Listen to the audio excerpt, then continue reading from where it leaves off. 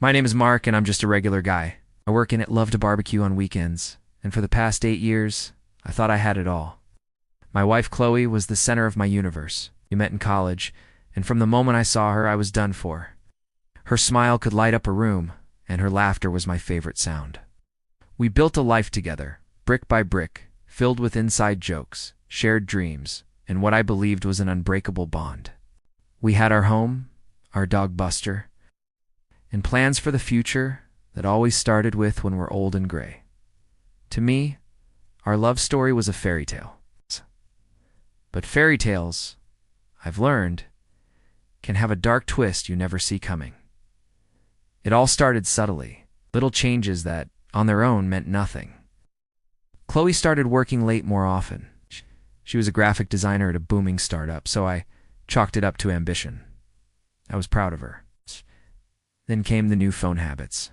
Her phone, which used to be left on the coffee table, was now always in her pocket or face down on the nightstand. Texts would come in late at night, and she'd dismiss them as just work stuff.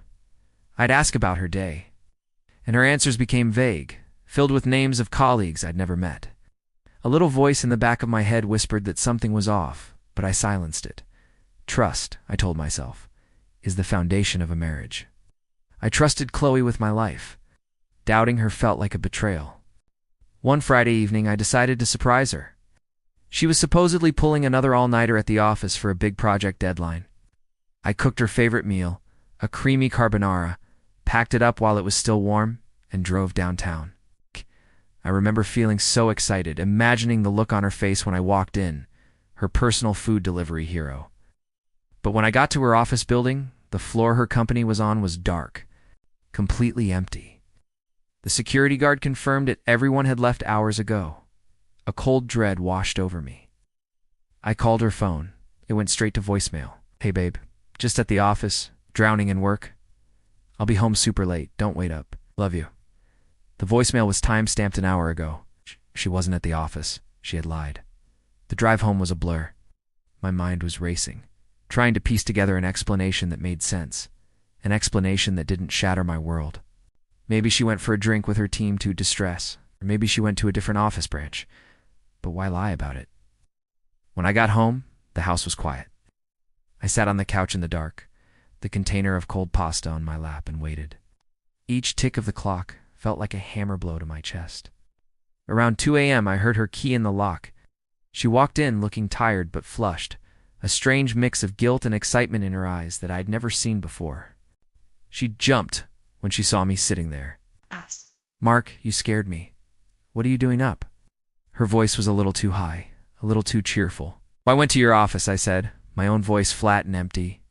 It was dark. Everyone was gone. The color drained from her face. The cheerful mask crumbled, replaced by pure, unadulterated panic. For a moment, she just stood there, speechless. Then the lies started pouring out. A colleague had a personal crisis. They went to a coffee shop to talk. Her phone died. Each excuse was weaker than the last, tangling over itself until it was a meaningless mess. I just stared at her, the woman I had loved for 8 years, and I didn't recognize her. Stop, Chloe, I said quietly. Just stop. The silence that followed was deafening. And in that silence, the truth finally surfaced, dragged out of her with tears and choked sobs. It was a man from her work, David, a name I'd heard her mention casually, the new project lead. It hadn't been just tonight. It had been going on for 6 months. 6 months of late nights that weren't about work. 6 months of secret texts and hidden phone calls. 6 months of a double life while I was at home, trusting her completely, cooking her dinner, and planning our future. She told me it just happened. She said she was confused. She said she still loved me, but her words were just noise. All I could see were flashes of 1,000 tiny moments over the last half year, replaying in my mind, now tainted with betrayal. Every "I'm so tired from work," every distracted kiss, every vague answer, it all clicked into place. The foundation of my world didn't just crack, it disintegrated into dust. The days that followed were a living nightmare. There were 2 ghosts haunting the same house, a house that no longer felt like a home. Every corner held a memory that was now painful to look at. The photos on the wall of us smiling on vacation, hiking, celebrating anniversaries, they felt like scenes from someone else's life. Chloe tried to talk to me to fix us. She promised it was over with him, that she'd do anything to earn back my trust. But how do you rebuild on a pile of ashes? How do you trust the words of someone who lied to your face for months? The love I felt for her was still there, buried under layers of pain and anger, but it was suffocating. I couldn't eat. I couldn't sleep. I felt like a stranger in my own skin. One evening, I found a small, gift-wrapped box tucked away in the back of her closet. My heart sank. It wasn't my birthday, not our anniversary. With trembling hands, I opened it. Inside was a silver bracelet, engraved with the words, "My D, my escape. D for David, my escape." That's what he was to her. An escape from what? From me? From our life? That was the final blow. It wasn't just a mistake, a moment of weakness. It was a conscious choice, a separate, hidden world she had built with someone else, a world where I didn't exist. I placed the box on the bed and packed a bag. I didn't say a word. I just took Buster, our dog, and walked out. She cried, she begged, but I couldn't even look at her. The fairy tale was over. Moving out was the hardest thing I've ever had to do, but also the most necessary. I stayed with a friend for a while, just trying to function, to get through one day at a time. People say time heals all wounds, but they don't tell you about the scars. The first few months were a fog of grief.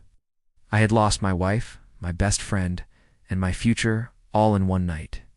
I started going to therapy, which was a huge step for me.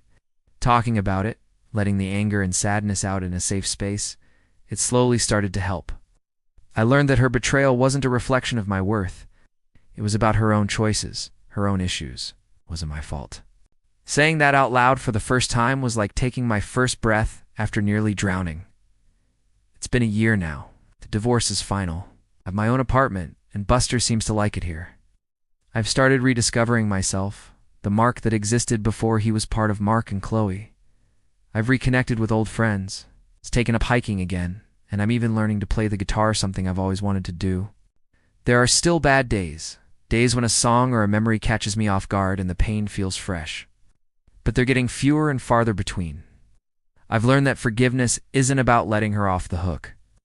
It's about freeing myself from the weight of the anger. I don't know if I'll ever trust someone that completely again, but I'm learning to trust myself. And for now, that's enough. My story didn't have the fairy tale ending I planned, but maybe it's the start of a new one. A better one. One that's real. Thanks for listening.